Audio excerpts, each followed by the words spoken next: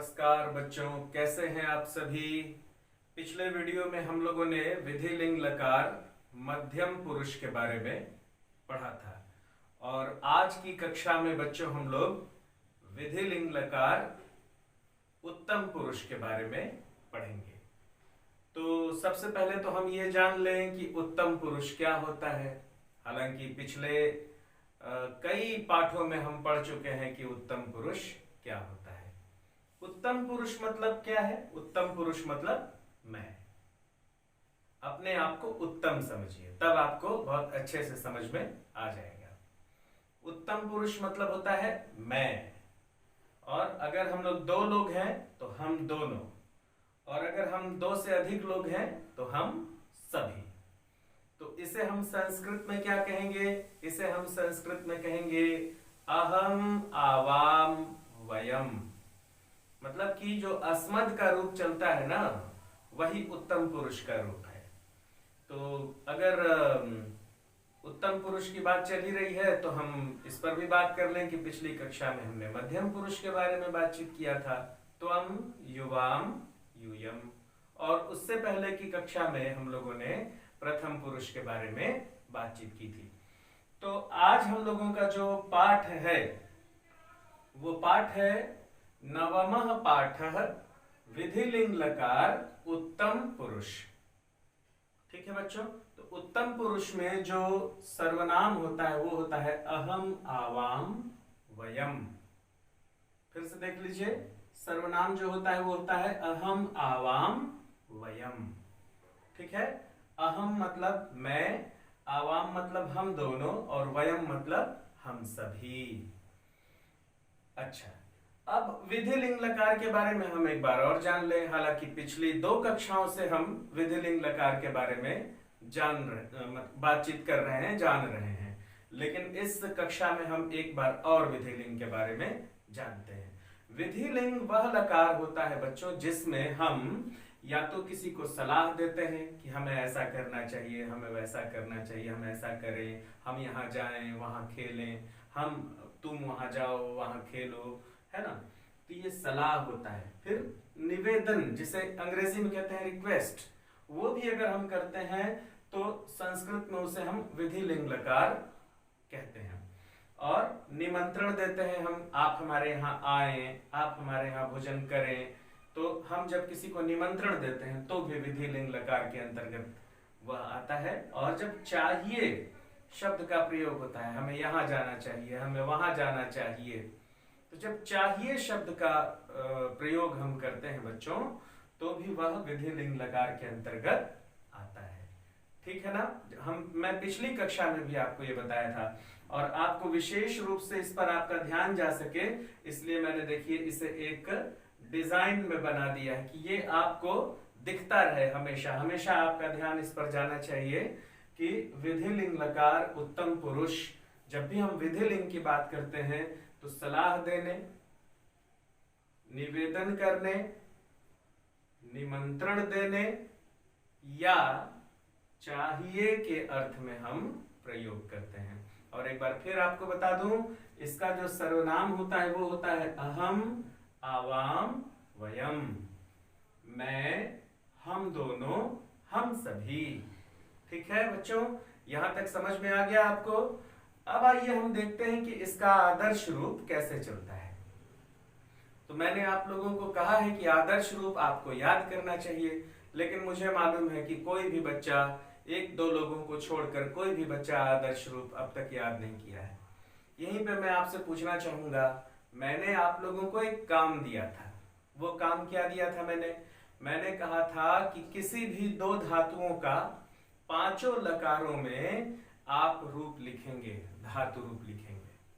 बताइए कितने कितने लोगों ने लिखा? चलिए कमेंट बॉक्स में लिख के बताइए कितने कितने लोगों ने वो काम कंप्लीट किया है। मैंने कहा था, फिर से मैं बता रहा हूं, मैंने कहा था कि सभी बच्चे दो धातुओं का पांचों लकारों में रूप लिखेंगे। चलिए नीचे बताइए कितने लोगों ने लिखा है। मैं देख रहा हूं, नीचे टाइप करिए कमेंट बॉक्स में कितने लोगों ने लिखा है। लिखिए, सर माय नेम इज ये और मैंने लिखा है। ठीक है, तो आप नहीं लिखे हैं अगर तो लिखिए, इसका फायदा है। जब आप लिखते हैं तो आपको याद होता है। फिर जब हम लाइव क्लास कर रहे थे बच्चों, तो किसी बच्चे ने मुझसे कहा था कि सर विधि लिंग लकार बहुत कठिन है, याद नहीं होता है। तो मैंने क्या कहा था? मैंने कहा था कि A4 साइज के पेपर में आप मोटे स्केच पेन से आप उसे लिख लीजिए, है ना। पठ धातु का ही लिख लीजिए विधि लिंग लकार, और आप जहां पढ़ते हैं वहां आप उसे टेप से चिपका दीजिए, टेपिंग कर दीजिए। फिर आप उठते बैठते सोते जागते आप बस उस पर एक नजर यूं मार लीजिए, एक बार धड़ाधड़ पढ़ लीजिए, तो आपको ना 10 से 15 दिन में तो वो जुबान पे बिल्कुल रटा जाएगा। फिर कोई आपको हिला नहीं सकता वहां से, इतना अच्छा रटा जाएगा। लेकिन मैंने उस दिन आप लोगों को बताया था, लेकिन मुझे उम्मीद है कि बहुत कम बच्चों ने ऐसा किया होगा। ठीक है, तो मैं जो बताता हूं अगर आप उसे नहीं करेंगे तो आपकी कठिनाई तो बनी ही रहेगी ना।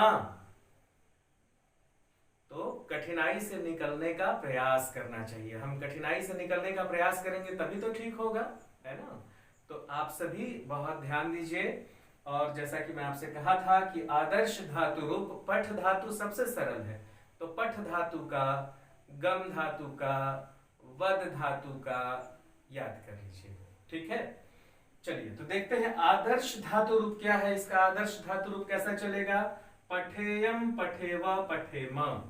सिर्फ एक में हलंत है, बाकी सब में पूरा अक्षर है, अंतिम अक्षर पूरा है ना। पूरे व्यंजन लग रहे हैं, उसमें स्वर का लोप नहीं है। पठेयम इसमें हलंत है। पठेव, पठेम, पठेयम, पठेव, पठेम।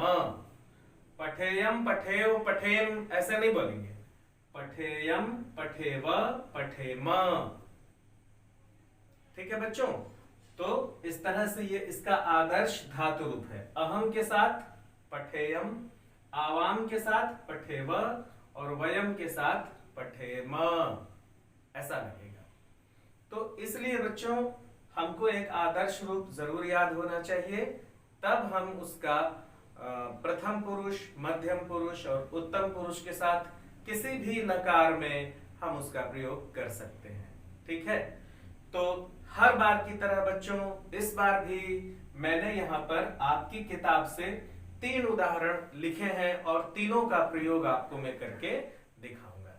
ठीक है, मैंने लिया है वद धातु, पठ धातु और गम धातु। देखिए यहाँ पर वद धातु, पठ धातु और गम धातु, मतलब कि वद जब हम इस आदर्श रूप में चलेंगे तो वदेयम, वदेव, वदेम। पठ धातु अगर हम चलेंगे पठेयम, पठेव, पठेम। गम धातु चलेंगे गच्छेयम, गच्छेव, गच्छेम। ऐसा चलेगा बच्चों। ठीक है, तो चलिए हम यहाँ पर तीनों प्रयोग को हम यहाँ पर लिखते हैं और खूब अच्छे से समझते हैं। जब हम इन तीनों प्रयोगों को समझ जाएंगे बच्चों, तो हमारा जो आज का पाठ है वह इन्हीं तीनों पर आधारित है। हमको बहुत आसानी से समझ में आएगा, क्रिया के वो रूप हमें दिखने लगेंगे। क्या क्या दिखने लगेगा? पठेयम, पठेव, पठेम, वदेयम, वदेव, वदेम, है ना, गच्छेयम, गच्छेव, गच्छेम। इस तरह से क्रिया के रूप हमें दिखाई देने लगेंगे। तो चलिए हम लोग इसका प्रयोग करते हैं, लिखते हैं। पहला है अहम और वद धातु है, तो वद क्या हो जाएगा? वदेयम।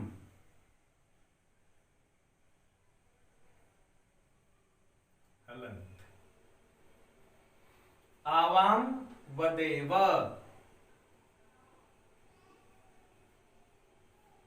वयम, वदेम।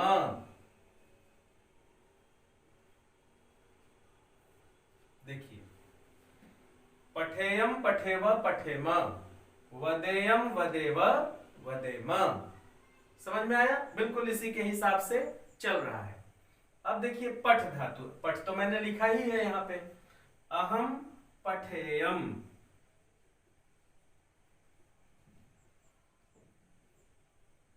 आवाम, पठेव।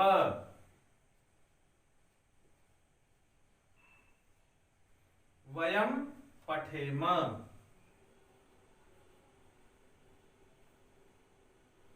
पठ धातु, इसी के हिसाब से ये पठ धातु है। अहम आवाम वयम पठेयम पठेव पठेम, ऐसा चलेगा। अब गम धातु देखिए, गम धातु गच्छ से चलता है, ग आधा छ, तो गच्छेयम गच्छेव गच्छेम, अहम गच्छेयम।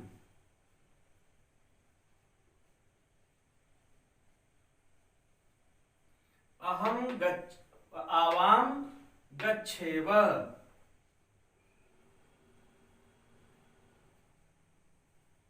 वयम गच्छेम।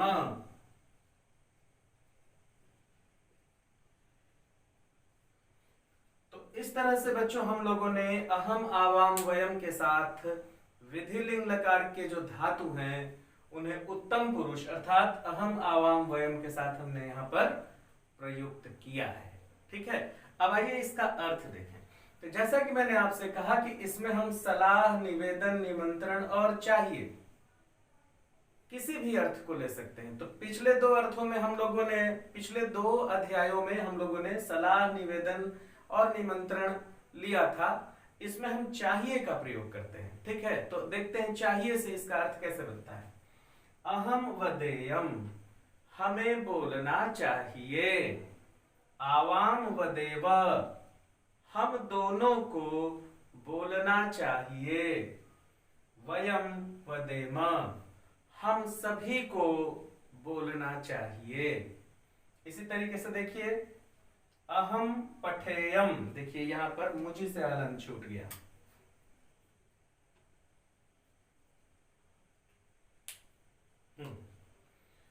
अहम पठेयम, मुझे पढ़ना चाहिए। आवाम पठेव, हम दोनों को पढ़ना चाहिए। वयम पठेम, हम सभी को पढ़ना चाहिए। अब आइए अहम गच्छेयम, मुझे जाना चाहिए। आवाम गच्छेव, हम दोनों को जाना चाहिए। वयम गच्छेम, हम सब को जाना चाहिए। तो बच्चों इस तरह से हम यहाँ पर वद, पठ और गम धातु का प्रयोग हमने यहाँ पर देख लिया। ठीक है, अब इसी पर आधारित है हमारा पाठ। तो हम अब क्या करते हैं, पाठ का वाचन करते हैं और पाठ का अर्थ लिखेंगे। मैं बहुत धीरे धीरे बोलूंगा। आप सभी से मैं हमेशा कहता हूं, इस बार भी कह रहा हूं कि आप अपने साथ एक कागज और पेंसिल या कलम लेकर के बैठिए और मैं जो बोल रहा हूं उसे लिखिए। और जिसके पास नई किताब है उसके पास तो हिंदी लिखा हुआ है, उसे लिखने की जरूरत नहीं है। लेकिन जिसके पास पुरानी किताब है उसके पास हिंदी लिखा हुआ नहीं है, तो मेरा उन्हें सुझाव है कि वे जरूर लिखें, उन्हें जरूर लिखना चाहिए। और कॉपी जब मैं ऐसे छात्रों की देखूंगा जिसके पास पुरानी किताब है तो उनकी कॉपी में ये अर्थ होना चाहिए बच्चों।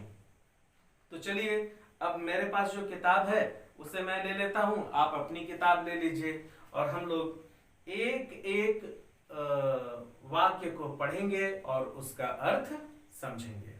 बहुत ही धीरे धीरे मैं बोलूंगा, आपको बहुत आसानी से समझ में आ जाएगा। विधिलिंग लकार उत्तम पुरुष। अहम छात्रः अस्मि, मैं छात्र हूं। अहम छात्रः अस्मि, मैं छात्र हूं। अहम सदा सत्यम वदेयम, अहम सदा सत्यम वदेयम, मुझे सदा सत्य बोलना चाहिए। अहम सदा सत्यम वदेयम, मुझे सदा सत्य बोलना चाहिए। अब बच्चों अगली दो लाइन, अहम साधु अस्मि, मैं साधु हूं।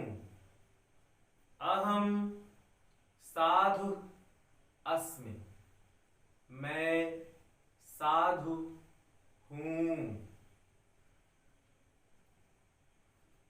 मैं साधु हूं। लिख लिए। आगे, अहम आश्रमे तिष्ठेयम्, अहम आश्रमे तिष्ठेयम्, मुझे आश्रम में रहना चाहिए, मुझे आश्रम में रहना चाहिए, मुझे आश्रम में रहना चाहिए। आवाम सैनिको स्वः, आवाम द्विवचन हो गया, हम दोनों सैनिक हैं,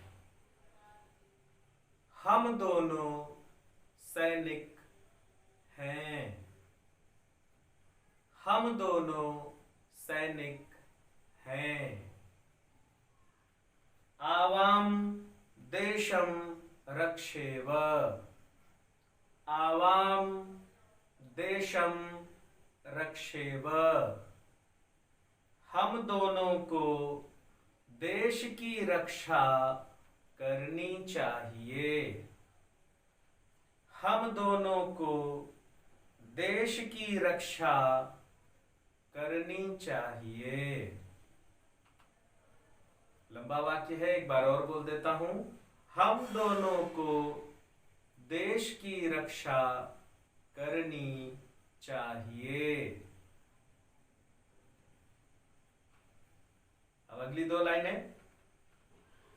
आवाम मित्रौ स्वः, हम दोनों मित्र हैं, मित्र की जगह पर आप दोस्त भी लिख सकते हैं। हम दोनों मित्र हैं, हम दोनों मित्र हैं। आवाम सदा हसेव, हम दोनों को सदा हंसना चाहिए, हम दोनों को सदा हंसना चाहिए, हम दोनों को सदा हंसना चाहिए। वयम गच्छेम, अब देखिए बहुवचन हो गया।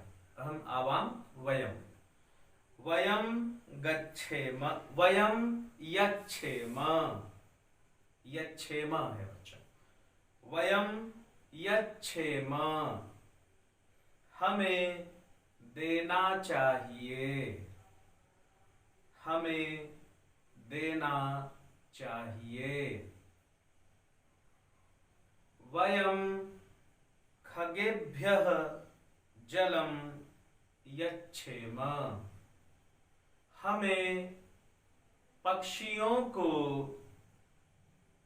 पानी देना चाहिए, हमें पक्षियों को पानी देना चाहिए,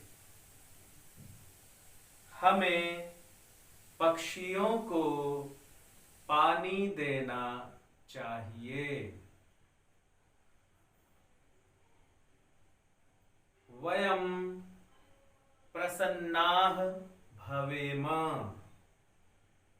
वयम प्रसन्नाः भवेम, हमें प्रसन्न रहना चाहिए, होना चाहिए भी लिख सकते हैं आप। हमें प्रसन्न होना चाहिए, हमें प्रसन्न होना चाहिए।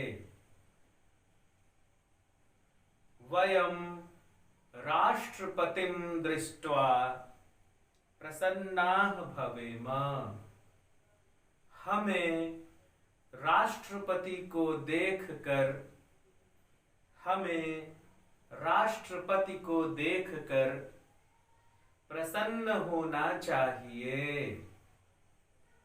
प्रसन्न होना चाहिए। फिर से पूरा सुन लीजिए। हमें राष्ट्रपति को देखकर प्रसन्न होना चाहिए।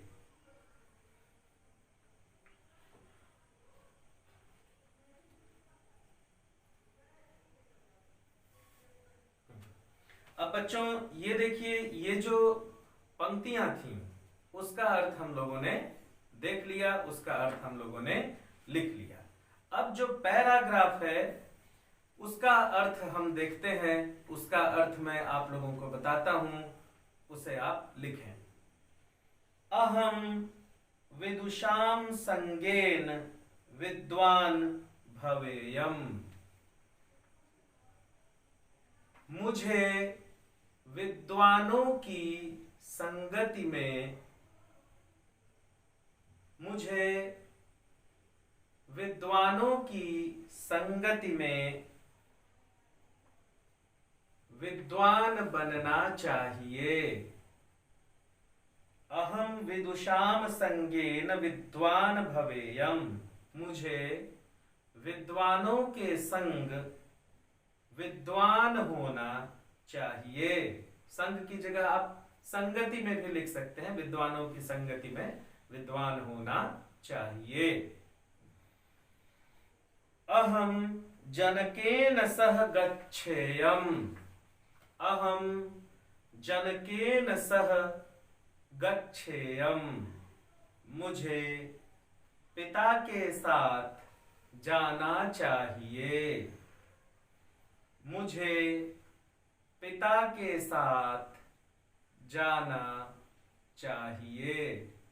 बच्चों मैं ये जो धीरे धीरे बोल रहा हूं, बहुत जल्दी जल्दी भी बोल सकता था, लेकिन मैं चाहता हूं कि आप इसे लिखें। अभी का काम अभी करें।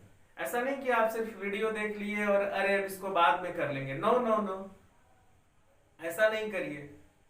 साथ में जो अभिभावक बैठे हैं, मेरा उनसे भी निवेदन है कि बच्चों से यह काम अभी कराएं, क्योंकि कल पर न टालें इसे। इसीलिए मैं बहुत धीरे धीरे बोल रहा हूं कि बच्चे यह वीडियो देखकर बिना पॉज किए बड़े आराम से इसे लिख लें।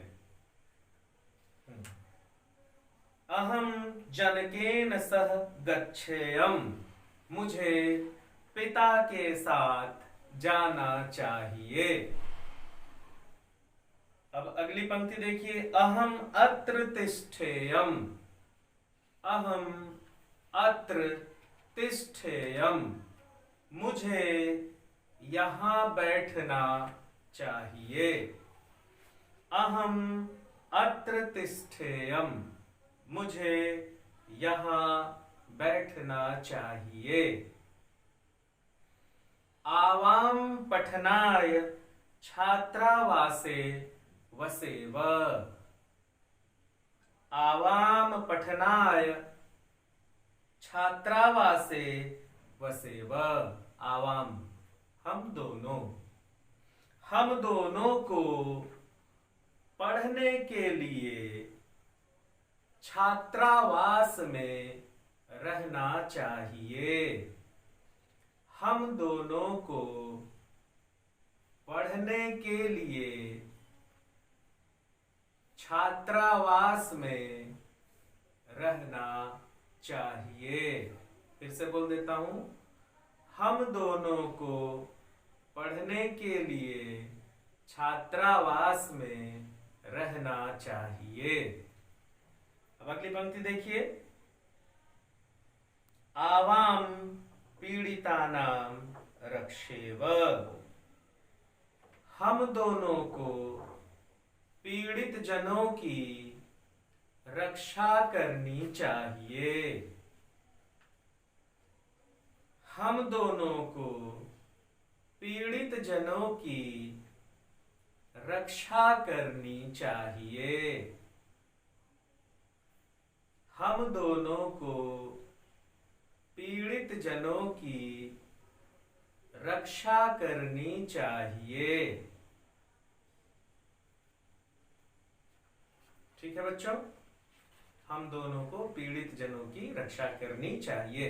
पीड़ित की जगह पर दुखी जनों की भी आप कर सकते हैं। हम दोनों को दुखी जनों की रक्षा करनी चाहिए। पीड़ित दुखी सब एक ही होता है। अगला देखिए, आवाम सदा धर्मं चरेव, हम दोनों को सदा धर्म का आचरण करना चाहिए। हम दोनों को सदा धर्म का आचरण करना चाहिए।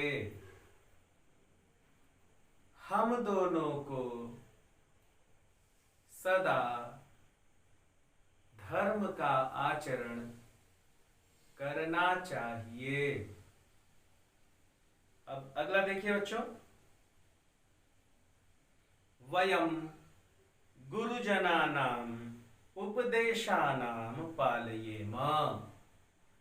वयम गुरुजनानां उपदेशानां पालयेम। अब वयम आ गया, बहुवचन आ गया। हम सभी को गुरुजनों के उपदेशों का पालन करना चाहिए। हम सभी को गुरुजनों के उपदेशों का पालन करना चाहिए। हमें भी लिख सकते हैं आप, हमें मतलब हम सभी हो जाएगा। हम सभी को गुरुजनों के उपदेशों का पालन करना चाहिए। अब अगला देखिए, वयम सर्वेषां कल्याणम इच्छेम। वयम सर्वेषां कल्याणम इच्छेम। हमें सबके कल्याण के लिए, हमें सबके कल्याण की कर लीजिए, हमें सबके कल्याण की इच्छा करनी चाहिए। हमें सबके कल्याण की इच्छा करनी चाहिए। हमें सबके कल्याण की इच्छा करनी चाहिए।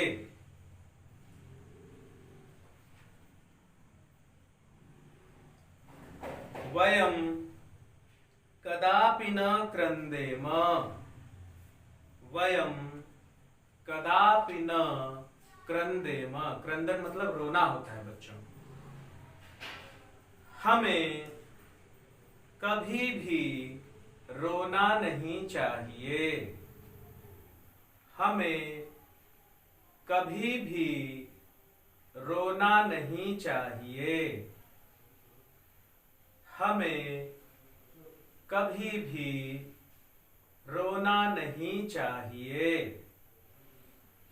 ठीक है बच्चों, अगली लाइन देखिए, वयम प्रातः सूर्यं नमेम। वयम प्रातः सूर्यं नमेम। हम सभी को प्रातः सूर्य को नमस्कार करना चाहिए।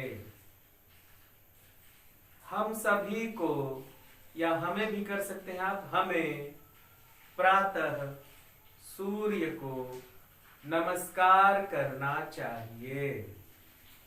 हमें प्रातः सूर्य को नमस्कार करना चाहिए। और अब अंतिम पंक्ति है बच्चों, वयम जनकम पत्रम लिखेम। वयम जनकम पत्रम लिखेम। इसका अर्थ लिखिए, हमें पिता को पत्र लिखना चाहिए। हमें पिता को पत्र लिखना चाहिए। हमें पिता को पत्र लिखना चाहिए। तो इस तरह से बच्चों ये जो अर्थ का भाग है इसे हम लोगों ने पूरा कर लिया। अब फिर वही बात कि जिनके पास नई किताब है उनके पास तो अर्थ है, लेकिन जिनके पास पिछले साल का संस्करण है वे लोग पेंसिल से अपनी कॉपी में पेन से अच्छे से इसके अर्थ को उतार लेंगे ताकि आप कभी न भूलें। ठीक है, तो मैं धीरे धीरे बोल रहा था, तो मुझे उम्मीद है कि आप सभी लोगों ने अर्थ को उतार लिया होगा। अब चलिए हम लोग इसके प्रश्न और अभ्यास को लिखते हैं। तो मैं अभी से मिटा करके और यहाँ पर प्रश्न और अभ्यास लिखता हूँ, एक एक करके लिखता हूँ और आप सभी अपनी कॉपी में उसे उतारेंगे। तो चलिए प्रश्न और अभ्यास बनाते हैं। तो बच्चों आइए अब हम सभी प्रश्न क्रमांक 1 का जो अभ्यास में दिया हुआ है उसमें है हिंदी में अनुवाद कीजिए, वो करते हैं। मैं यहां लिखता हूं और आप सभी उतारें। अहम जनकेन सह गच्छेयम क।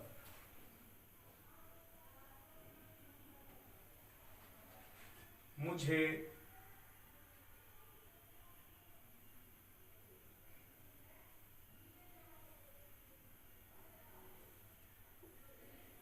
पिता के साथ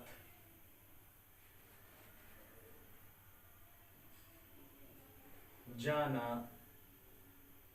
वो सदा सत्य बोलना चाहिए।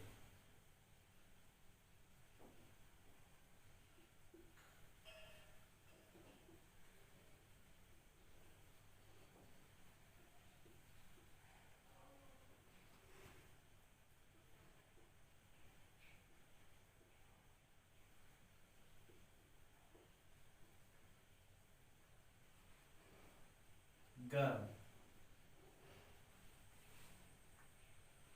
वयम गुरुजनानां आज्ञां पालयेम। हम सभी को गुरुजनों की आज्ञा का पालन करना चाहिए।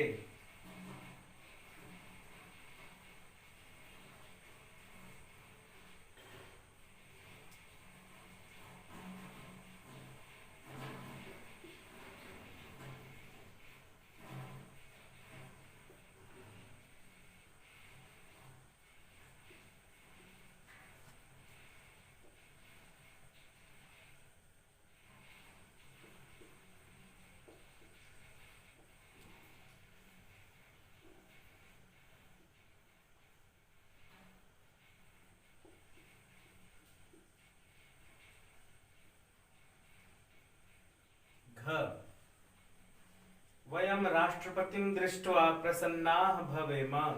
हम सभी को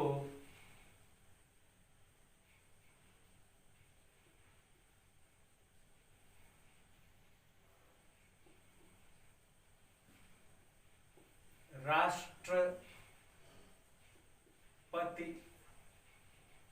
को देखकर प्रसन्न होना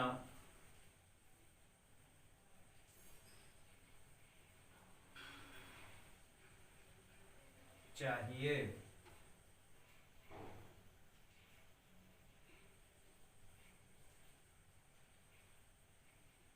अंग।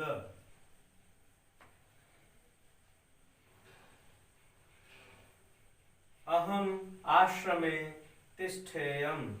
मुझे आश्रम में रहना चाहिए।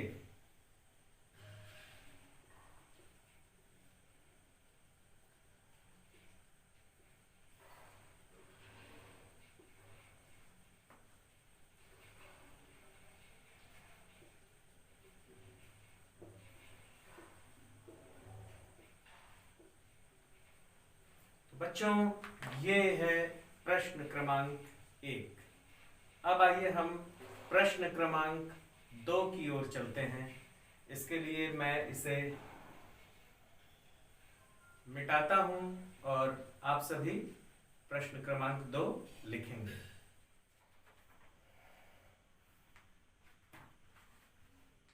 अब बच्चों आइए प्रश्न क्रमांक 2 पर। प्रश्न क्रमांक 2 खाली स्थान है जिसमें कोष्ठक से उचित शब्द आपको छांट करके और खाली स्थान में भरना है। तो उनका क्रम क्या है, मैं यहां लिखता हूं, आप सभी भी लिखिए।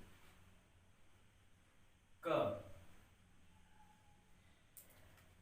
वयम सदा सत्यम वदेम।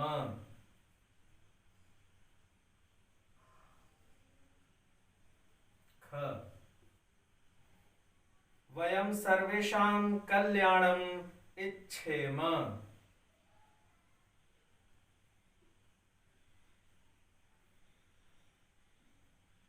ग, आवां सदा धर्मं चरेव।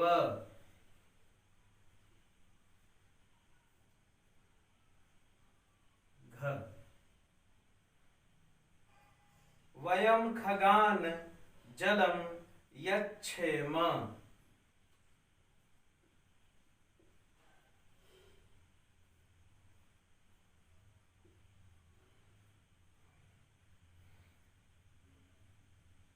आवाम देशम रक्षेव।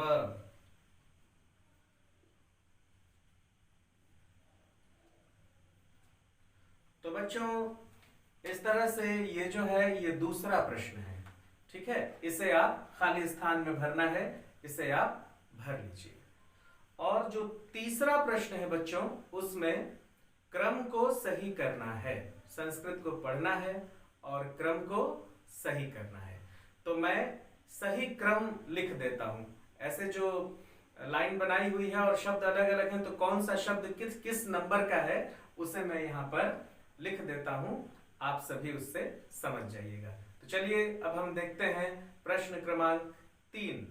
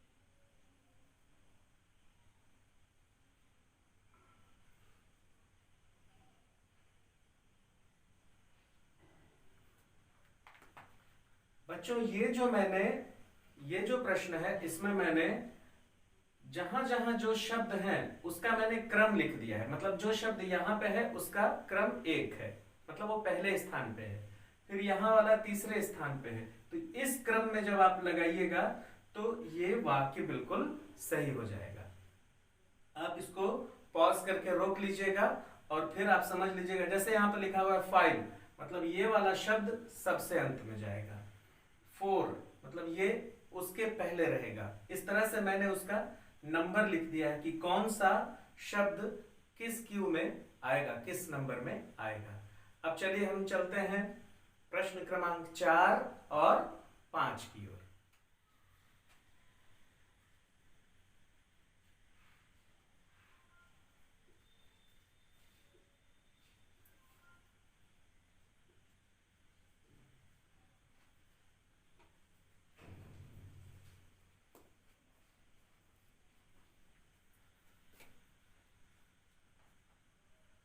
बच्चों, ये प्रश्न क्रमांक 4 और ये प्रश्न क्रमांक 5, इसे मैंने आपके लिए लिख दिया है। चूंकि हमारे समय की सीमा है इसलिए मैंने इसे यहाँ पर उतार दिया है, आप भी इसे उतार लें। चौथा जो प्रश्न है बच्चों, उसमें इसके बारे में समझ लीजिए कि इसमें कहा गया है कि वाक्यों को शुद्ध करें। ये जो चौथा प्रश्न है, तो इसमें सबसे अंतिम में जो क्रिया दी हुई है वही अशुद्ध है, तो उसे हमने शुद्ध करके क्रिया का जो सही रूप है उसे हमने यहाँ लगा दिया है। तो आप भी जो अंतिम वाला शब्द है उसे बदल देंगे और वाक्य को पूरा लिखेंगे।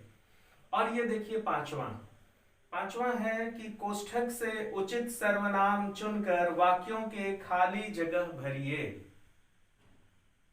है ना।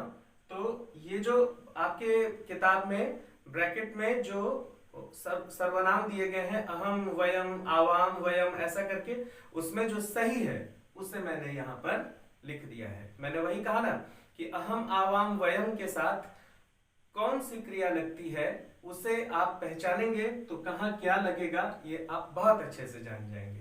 तो ये चौथा भी है और ये पांचवा है, आप इसे देख लीजिए।